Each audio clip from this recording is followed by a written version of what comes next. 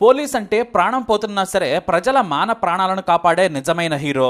ఇదే మనకు తెలిసింది. కానీ పోలీసుల్లోనే దొంగలు, నేతల బూట్లు నాకేవాళ్ళు, లంచాలకు అలవాటు పడ్డ వాళ్లను చూస్తూ ఉంటాం. అధికారంలో ఉన్న వారికి తొత్తులు కొందరు, పేదలంటే చులకనగా చూసేవారు మరికొందరు. కానీ నిజమైన నిజాయితీ గల పోలీసులు ఉండడం వల్లే ఇంకా డిపార్ట్మెంట్పై ప్రజలకు గౌరవం ఉంది. సమయం వచ్చినప్పుడు ప్రాణాలను కూడా లెక్క చేయరు. అలాంటి సూపర్ హీరో తెలంగాణకు చెందిన పోలీస్ హెడ్ కానిస్టేబుల్ యాదయ్య. వేసుకున్న కాకి డ్రెస్ ఒంటి మీద ఉన్నప్పుడు ఆయన తన ప్రాణాలను లెక్క చేయలేదు, డ్యూటీ మరవలేదు. ఒకవైపు కత్తిపోట్లు, రక్తం కారుతున్న ప్రాణాలను లెక్క చేయలేదు. అలాంటి సాహస వీరుడికి ఈసారి దేశంలోనే ప్రత్యేకమైన రాష్ట్రపతి శౌర్య పథకం లభించింది. దేశంలోనే ఈసారి అవార్డు అందుకున్న ఏకైక రియల్ కాప్ యాదయ్య. ఆయన అసమాన ధైర్య సాహసాల స్టోరీని ఓసారి మనం గుర్తుకు తెచ్చుకుందాం. జూలై 25న 2022న మాదాపూర్ ప్రాంతంలో 72 ఏళ్ల వృద్ధురాలు కాత్యాయని వీధిలో అలా నడుచుకుంటూ వెళుతున్నారు. సరుకులు తెచ్చుకునేందుకు ఆమె వెళుతూ ఉంది.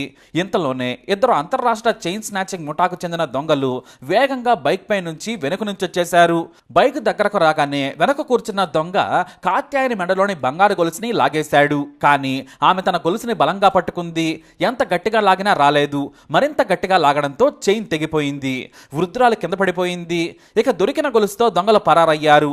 సదరు మహిళ బంధువులు సైబర్ కమిషనరేట్లో ఫిర్యాదు చేశారు. దీంతో పోలీసులు నిఘా పెంచారు. సీసీ కెమెరాలను పరిశీలించగా రామచంద్రాపురం పరిధిలోని అశోక్ నగర్ పరిసర ప్రాంతాల్లో దొంగల ముఠా తిరుగుతున్నట్లు గుర్తించారు. అంతేకాదు వీరు కర్ణాటక రాష్ట్రంలోని కలుబుర్గికి చెందిన కరుడుకట్టిన నేరగాళ్లుగా గుర్తించి అప్రమత్తమయ్యారు. అయితే ఆ ప్రాంతంలో దొంగలను పట్టుకునేందుకు సిసిఐ హెడ్ కానిస్టేబుల్ యాదయ్య, మరో ఇద్దరు కానిస్టేబుల్లు రవి, దేబేష్లు జూలై 26, 2022న 2 బైకులపై వెళ్లారు. ఒక బైక్ను కానిస్టేబుల్ రవి నడుపుతూ ఉండగా వెనకాల యాదయ్య కూర్చున్నారు. మరో బైక్పై దేబేష్ వస్తూ ఉన్నారు. గల్లీ గల్లీ తిరుగుతూ శోధించారు పోలీసులు. అయితే సరిగ్గా బొల్లారం ఎక్స్ రోడ్ దగ్గర యాదయ్య సదరు చైన్ స్నాచింగ్ దొంగలను గుర్తించారు. అదిగో అక్కడే ఉన్నారని అన్నారు. కరుడు కట్టిన దొంగ ఇషాన్ నిరంజన్ బైక్ వెనుక కూర్చున్నాడు. ముందేమో 19 ఏళ్ల రాహుల్ బైక్ నడుపుతూ వెళుతున్నాడు. పోలీసులను గమనించిన వారు చాలా కూల్గా వెళుతూ ఉండగా వేగంగా వచ్చిన పోలీసులు వారి బైకు అడ్డంగా తమ బైకును ఆపారు. వెంటనే యాదయ్య వెనుక కూర్చున్న ఇషాన్ నిరంజన్ చొక్కా పట్టుకుని కిందకు దిగమని చెప్పారు. మరో దొంగ పారిపోయే ప్రయత్నం చేస్తూ ఉండగా అతని వెనుక దేబేష్ రవిలు పట్టుకునే ప్రయత్నం చేస్తూ ఉన్నారు.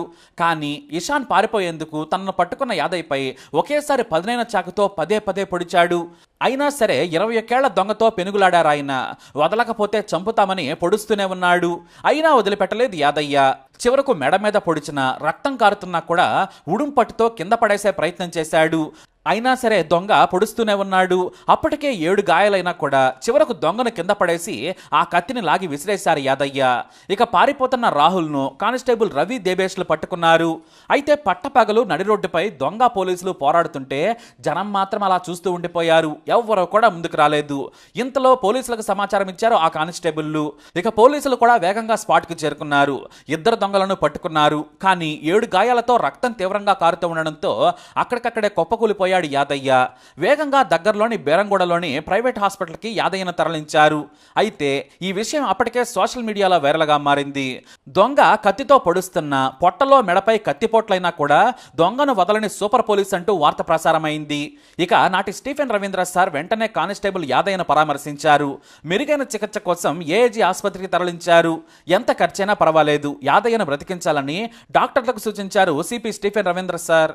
మరోవైపు ఈ దొంగల ముఠ ఎస్ఆర్ నగర్లో ఓ ఇంటిని అద్దెకు తీసుకున్నారని విచారణలో తేలింది. వారి ఇంట్లో సోదాలు చేయగా నాటు తుపాకులు పోలీసులకు దొరికాయి. వీరు గొలుసు దొంగతనాలే కాకుండా ఆయుధాలు కూడా అమ్ముతున్నట్లు తేలింది. వీరిని ఘరానా ముఠాగా గుర్తించి మిగతా వారిని పట్టుకునేందుకు ప్రత్యేక టీములు రంగంలోకి దిగాయి. అయితే యాదయ్య పరిస్థితి కాస్త విషమంగానే మారడంతో డాక్టర్లు ప్రత్యేక శ్రద్ధ తీసుకున్నారు. 7 చోట్ల బలమైన గాయాలయ్యాయి. ఛాతీ, వీపు, మెడ, కడుపులో గాయాలు కావడంతో 3 సర్జరీలు చేయాల్సి వచ్చింది. అయితే ఈ యాదయ్య మనసంతా కొడుకు మీదే ఉంది. ఆ మరునాడు తన కొడుకు ఎంసెట్ పరీక్ష ఉందని గుర్తుకొచ్చింది. తనకు ఫోన్ కావాలని నర్సును అడిగారు. కానీ మీరు ఈ పరిస్థితుల్లో మాట్లాడకూడదు, మెడకు సర్జరీ అయిందని చెప్పారామె. కానీ తన కొడుకు ఎంసెట్ పరీక్ష మిస్ కావద్దు, ఆ విషయం చెప్పాలని కోరాడు. దీంతో వెంటనే నర్సు ఫోన్ చేశారు. అప్పుడు యాదయ్య కొడుకు, భార్య మాట్లాడారు. నేను పరీక్ష వెళతాను నాన్న, నువ్వు ధైర్యంగా ఉండు, మా గురించి దిగులు వద్దు, పోలీస్ అధికారులు మాకు సాయంగా ఉన్నారని చెప్పారు. దీంతో యాదయ్య దిగులు పోయింది. అప్పుడే అతనికి అసలు సంతోషం వేసింది. ఇప్పటి వరకు నా కొడుకు పరీక్ష ఎక్కడ మిస్ అవుతాడా అని భయంగా ఉండేదని చెప్పి అక్కడ నుంచి నిబ్బరంగా పడుకున్నారు ఆయన. ఇక మరోవైపు యాదయ్య బంధువులు, స్నేహితులు వచ్చినా ఉండేందుకు పోలీసులు 2 ప్రత్యేక గదులను ఆసుపత్రిలో ఏర్పాటు చేయించారు. ఆసుపత్రిలో ఉన్నన్ని రోజులు ఉచిత భోజన సదుపాయాలు ఏర్పాటు చేశారు అధికారులు. అలాగే వారి కుటుంబ సభ్యులకు కూడా ప్రత్యేకంగా 2 గదులను కేటాయించారు. దాదాపు 18 రోజుల పాటు ఆసుపత్రిలో ఉన్నారు ఆయన. పూర్తిగా కోలుకున్నాక డిశ్చార్జ్ చేశారు. అయితే 3 నెలల పాటు ఎలాంటి బరువులు ఎత్తద్దు, ఆయాసంతో కూడిన పనులు చేయొద్దని డాక్టర్లు సూచించారు. సరేనని యాదయ్య 3 నెలల పాటు విశ్రాంతి తీసుకుని తాను పూర్తిగా కోలుకున్నానని మనసుకు అనిపించగానే వెంటనే డ్యూటీలో జాయిన్ అయిపోయారు. యోధుడిలా పోరాడి దొంగలను పట్టుకున్న యాదయ్యను ఉన్నతాధికారులు అభినందించారు. నేను ట్రైనింగ్లో చెప్పిన మాటలనే గుర్తుపెట్టుకున్నాను. డ్యూటీలో అంకిత భావం ఉండాలి, ప్రాణాలకు తెగించైనా సరే ప్రజలకు రక్షణగా ఉండాలని నేర్పించారు. నాటి నుంచి నేను అలాగే డ్యూటీ చేస్తున్నాను. ఆ రోజు ప్రాణం పోయినా వదిలిపెట్టద్దనుకున్నాను. ఎందుకంటే ఆ దొంగల వల్ల మహిళల ప్రాణాలు పోతాయి. అందుకే నా సోదరీమణులకు కష్టం రాకూడదనే ఆ దొంగని అలా పట్టుకున్నాను. నాకు కత్తిపోట్లు పడ్డా వదిలిపెట్టలేదు. ఇక నా ఆరోగ్యం గురించి డిపార్ట్మెంట్ ఎంతో శ్రద్ధ తీసుకుంది. ఇన్స్పెక్టర్ సంజయ్ కుమార్ ప్రతిరోజు పరామర్శించి బాగోగులు తెలుసుకునేవారు. ఏ అవసరం వచ్చినా చేసేవారు. నేను రూపాయి ఖర్చు పెట్టలేదు. నా ఆరోగ్యం గురించి అంతా డిపార్ట్మెంట్ చూసుకుందని గర్వంగా చెప్పారు ఆయన. ఇక యాదయ్య కొడుకు ఎంసెట్ రాశారు. మంచి కాలేజీలో కూడా సీటు పొందేశారు.